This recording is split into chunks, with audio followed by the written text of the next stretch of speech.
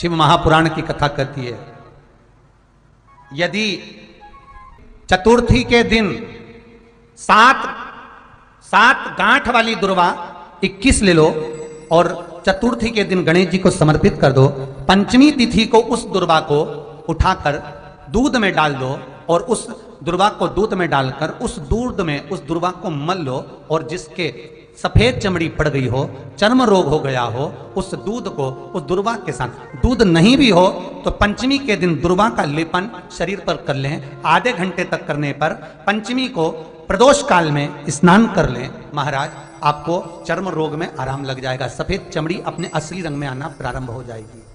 गणेश पुराण दुर्वा का मूल बता। महाराज 21 दुर्वा के 108 बंडल बना लो। अगर एग्जाम में बैठ रहे हो, सरकारी परीक्षा में बैठ रहे हो, पास नहीं हो रहे, नौकरी नहीं लग रही, बहुत जगह इंटरव्यू दे दिया, 21 दुर्वा के 108 बंडल बनाओ, उसकी माला बनाओ और देवी के मंदिर में, माता जगदम्बा के मंदिर में, अर्थात जहां शंकर पार्वती पूर्ण परिवार विराजमान हो, ऐसे देवी के मंदिर में गणेश जी के गले में वो माला अर्पण करिए हैं, अपना नाम बोलकर और जिस एग्जाम में बैठ रहे हैं उसका भाव वर्णन कर महाराज। और वहीं से एक पुष्प लेकर अपने कमरे में जहां पढ़ते हो कांच की प्लेट में उस फूल को रख दीजिए और दूसरे दिन एग्जाम के लिए चले जाइए, आपको उसका फल अवश्य मिलेगा, अवश्य मिलेगा, आप उसमें उत्तीर्ण होंगे, फल प्राप्त होगा। दुर्वा सुख का अनुभव करा देता, आनंद का अनुभव। एक बात और स्मरण रखे, जैसे कोई की प्रॉपर्टी है, कोई की जमीन है और वो जमीन तुम्हारी कोई ने कब्जा कर लिया, तुम्हारा नाम नहीं हो पाई या कोई उसमें लफड़ा हो गया या तकलीफ आ गई और पैसा उसमें अटक गया, उसके लिए भी कनेर का पुष्प श्रावण महीने के जितने सोमवार आते हैं, रविवारी, सोमवारी और भोमवारी, कौन कौन से बार हो गए? रविवार, सोमवार और मंगलवार, 3 बार। प्रथम दिवस में कनेर का 1 पुष्प लेना है, द्वितीय दिवस में कनेर के 5 पुष्प लेना है और तृतीय दिवस में कनेर के 3 पुष्प लेना। बेलपत्र एक साथ में लेकर शिवजी को रविवार के दिन भी समर्पित करें, सोमवार के दिन भी समर्पित करें और मंगलवार को 3 कनेर के पुष्प के साथ बेलपत्र लेकर बाबा को समर्पित करिए। कितना भी अटकी हुई प्रॉपर्टी होगी, कह दिया उसने मैं तेरे नाम प्लाट नहीं कराऊंगा और पैसा लेकर बैठ गया या पैसा नहीं दे रहा है या किसी भी रूप में वो अटका हुआ है, अगर सावन के 4 सोमवार पढ़े या 5 सोमवार पढ़े, आपने ये प्रत्येक सावन के सोमवार के पहले, फिर से बोलो कौन सा बार? रविवार, सोमवार और मंगलवार, ये 3 बार का क्रम अगर प्रत्येक सोमवार के पहले और बाद में कर लिया तो आपको उसे प्रॉपर्टी उस व्यक्ति को तुम्हें देना ही पड़ेगी, छोड़ना ही पड़ेगी। उसको खुद अपने आप में बेचैनी होने लगेगी, मुझे बुलाएगा, आपको जाना नहीं पड़ेगा, खुद बस फोन लगाया आपने, भैया हमारा करा दो, हमारा करा दो, 2 बार 3 बार अगर बोला, चौथी बार वो खुद बुलाएगा, बेचैनी बढ़ेगी। मेरा बाबा उसको खुद खल बुला देता। शिव शिव है, उसको कहते सत्यम शिवम सुंदर, शंकर शंकर,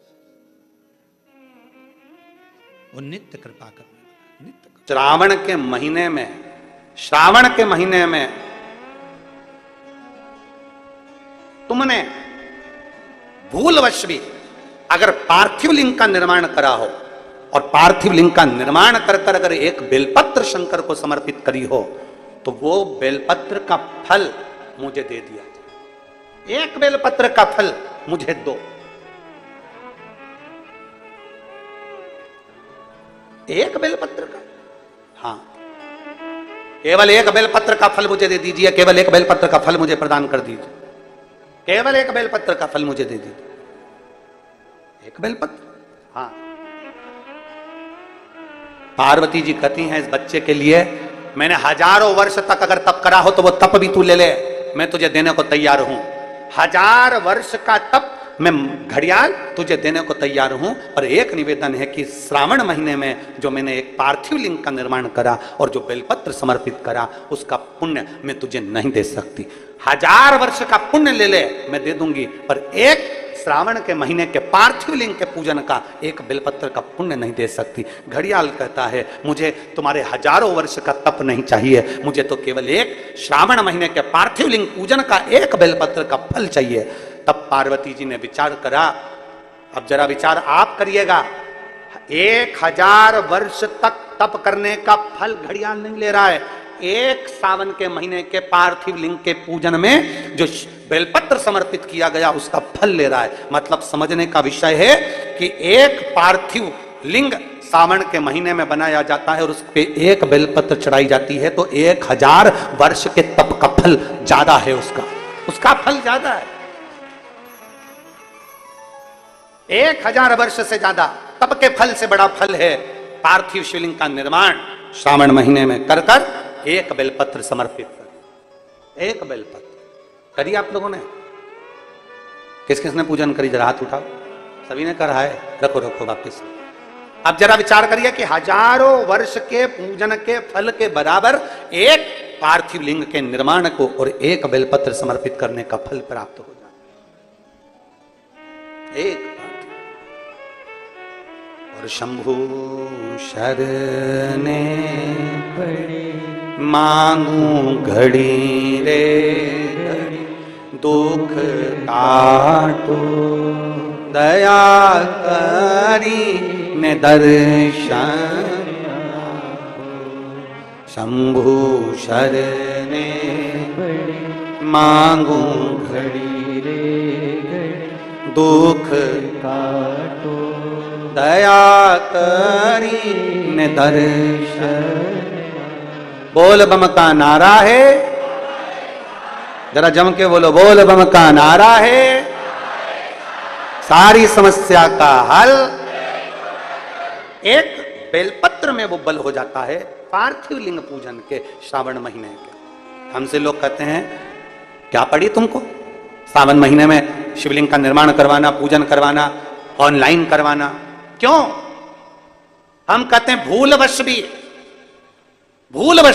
अगर कोई अपने घर में सावन के महीने में पार्थिव लिंग का निर्माण कर लेता है, पूजन कर लेता, भूलवश भी, और एक बेलपत्र समर्पित कर देता है, उसको हजारों वर्ष का पुण्य फल तप का तो वैसे ही प्राप्त होगा।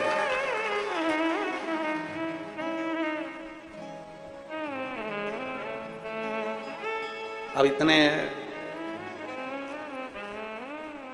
कम से कम जिस दिन पार्थिव लिंग का निर्माण का करते हो आप लोग, पूजन करते हो, उतने समय तो कम से कम तुम्हारे विचार तो अच्छे रहते हैं, तुम्हारी बुद्धि तो अच्छी रहती है, तुम्हारा चित्त तो अच्छा रहता है, उतने समय तुम भगवान शंकर की भक्ति तो करते हो।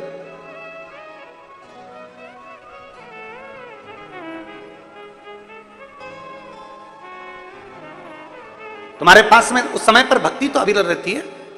रोज आप अगर शमी के पत्ते को नहीं चढ़ा सकते, महीने में एक बार या 2 बार शमी का पत्ता शंकर के ऊपर अवश्य समर्पित करना चाहिए। क्यों? शरीर में अगर कोई बड़ी बीमारी आने वाली होती है तो बाबा उस विष को समाप्त कर देते हैं, मात्र शमी का पत्ता समर्पित कर देते हैं। भले महीने में 2 बार चढ़ाओ, हफ्ते में 1 बार चढ़ाओ, तुम्हारा मन पड़े तो हफ्ते में 2 बार चढ़ाओ। ज्यादा बीमारी है, शमी का पत्ता एक शिवजी के शिवलिंग पर, और एक पत्ता जहां से पानी बहकर नीचे गिरता है ना, जलाधारी में से शिवजी पे जल चढ़ाया, जैसे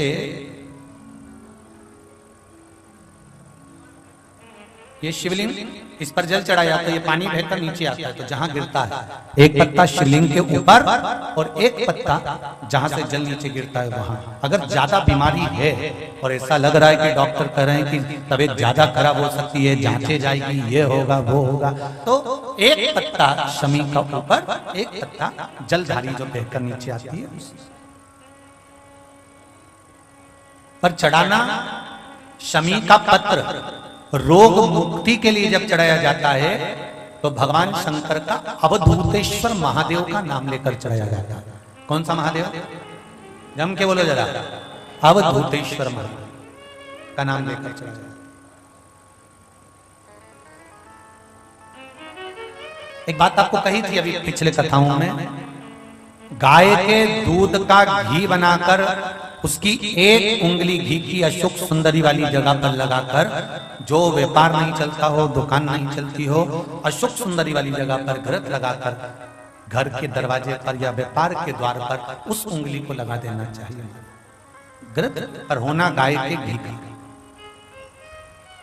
गौमाता शिव पुराण कर रहे हैं, बाबा देवादिदेव महादेव की कथा पुराण में आता है कि शमी वृक्ष की पत्ती को जब कोई नारी, पुरुष, बच्चा, बूढ़ा, जवान उस शमी के पत्ते को बेलपत्र के साथ लेकर जब शिवालय तक जाता है, जितनी देर तक वो शमी का पत्ता उसके हाथ में रहता है, जितनी देर तक शमी का पत्र उसके घर में रहता है, जितनी देर तक शमी का पत्र उसके स्पर्श में रहता है, उतने उतने शरीर के रोग, दुख, ताप काट देता है और उसे अलग से बल प्रदान कर देता है।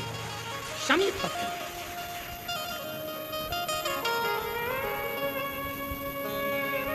जब व्यक्ति का विल पावर डाउन होता है ना, उसको लगता है ये होगा कि नहीं होगा, होगा कि नहीं होगा, उसको 5 मिनट शमी वृक्ष के नीचे चले जाना चाहिए। 5 मिनट, इससे ज्यादा नहीं। या शमी की पत्ती को रख लेना चाहिए।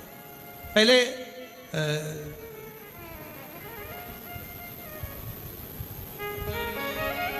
कोई स्थान का ध्यान नहीं आ रहा है स्मरण में। पहले एक नियम चलता था, आप लोगों के जिंदगी में भी, आपका भी बुढ़ापा आया होगा, आप भी युवान अवस्था में आए होंगे, कभी तो स्कूल गए होंगे, कभी तो पढ़ने गए होंगे। सबसे पहले अगर हमारे विद्याध्ययन को निकालेंगे तो हमारे यहाँ एक नियम चलता था कि शमी की पत्ती को किताब के अंदर उसको विद्या के रूप में रख लिया जाता था। बाद में ये नई नई डिजाइन की पत्ती आ गई तो विद्या का पेड़ पैदा कर दिया इनने। अब वो विद्या का पेड़ पैदा कर दिया तो विद्या को रखने लगे। विद्या की पत्ती को लोग शमी की पत्ती समझने लगे, क्योंकि उसमें भी ऐसी पत्तियां निकली रहती है और शमी की पत्ती भी ऐसी ऐसी निकली रहती है। तो पहले नियम था कि किताब के अंदर शमी की पत्ती को रख लेते थे और कहते थे इसमें विद्या है, इसमें विद्या है। विद्या का मतलब क्या? उसको बल मिलता था, एनर्जी मिलती थी। एग्जाम में बैठा, कॉम्पिटिशन एग्जाम में बैठा, जब वो कोई इंटरव्यू देने के लिए बैठा या टेस्ट देने के लिए बच्चा बैठा तो वह खुश होता था, मेरी किताब में शमी, मेरे किताब में विद्या रखी है। विद्या से मतलब आज के जमाने में लोग विद्या का पेड़ की पत्ती रख लेते हैं, पर रखते क्या थे? जम के बोलो, शमी की पत्ती रखी क्या जाती थी? शमी की पत्ती। और वो शमी की पत्ती क्या देती थी? उस बच्चे को बल देती थी, एनर्जी देती थी। डामाडोल नहीं होगा, टेंशन मत लेना, विल पावर कमजोर नहीं होगा। पत्ती रखी है शमी की, उसके नजदीक में है, शमी बल देती है। जो ये ऑनलाइन कथा चल रही है, ये शमी मंदार महापुराण की कथा चल रही है, शमी कथा। और बहुत सावधानी से इसका स्मरण करिएगा कि एक शमी के वृक्ष की पत्ती कितना बल देती है, कितना बल। शायद आप लोगों में भी कोई ना कोई तो ऐसा होगा जिसने बचपन में विद्या की पत्ती रखी होगी। वो विद्या की पत्ती बाद में आई होगी, पहले थी वो शमी की पत्ती। कौन कौन ने रखी? जरा हमने तो रखी, हमने भी रखी। वो पत्ती तोड़ कर रख लेते थे, उसमें विद्या बढ़ेगी, विद्या बढ़ेगी। विद्या बढ़े मतलब बल बढ़ेगा, अपने अंदर एनर्जी आ, बल। अब उसको लोग आजकल विद्या की पत्ती अलग से आने लगी तो लोग उसको विद्या की पत्ती तोड़ने लगे, नहीं तो रखते थे वो शमी की। और मैंने तेरे ही भरोसे बाबा, तेरे ही भरोसे हवा बिच उड़ती जावांगी बाबा, डोल हटो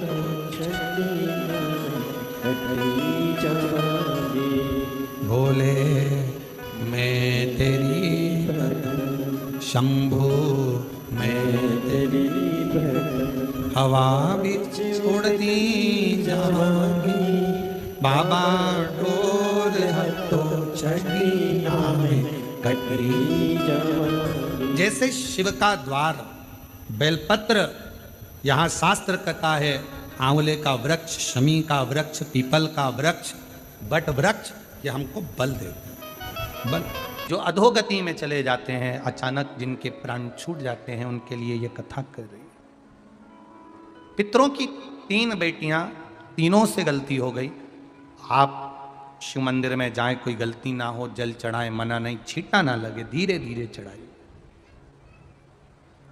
और एक बात अच्छे से ध्यान में रखिएगा, शिव मंदिर से जब भी वापिस आए, जल चढ़ाकर अपना फर्ज पूरा अदा कर कर, फर्ज से मतलब जब शिव मंदिर से वापिस आए, जो पत्ती बेलपत्री फूल शिवजी पे चढ़े थे वो नीचे शिवलिंग पे से नीचे गिर गए हों। एक शिवलिंग रखा है, लाना मिट्टी वाला, लाइए जरा उठा के। अब छत्तीसगढ़ में कथा चल रही, थोड़ा ध्यान से सुन लोगे एकांतेश्वर शिवलिंग का पूरा वृतांत। तो आप लोग जो पशुपति व्रत कर रहे हो या कोई भी उपास करते हो, कई लोग कहते हैं हमने करा नहीं हुआ, क्यों नहीं हुआ? उसमें हमारी गलतियों को हमें चाहिए। ये देखिए,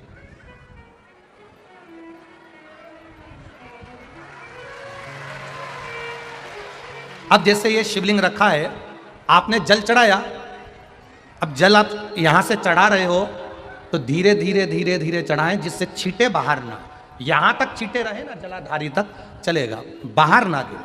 और एक बात का स्मरण रहे, यदि बेलपत्री फूल पत्ती जल चढ़ाने के बाद ये सब अगर नीचे गिर जाए, जलाधारी पर गिर गया या नीचे उतर गया, तुम्हारा पूरा जल चढ़ जाए, तुम्हारे पास में चंदन नहीं है, अबीर नहीं है, गुलाल नहीं है, कुछ भी नहीं हो, तो भी अपने हाथ की 3 उंगलियों से रेखा 3 खींचकर और फिर जो माला आदिक भगवान की रखी थी उसी से भगवान का वापिस पूरा श्रृंगार कर कर फिर वापिस आइए, भगवान को पूर्ण श्रृंगार।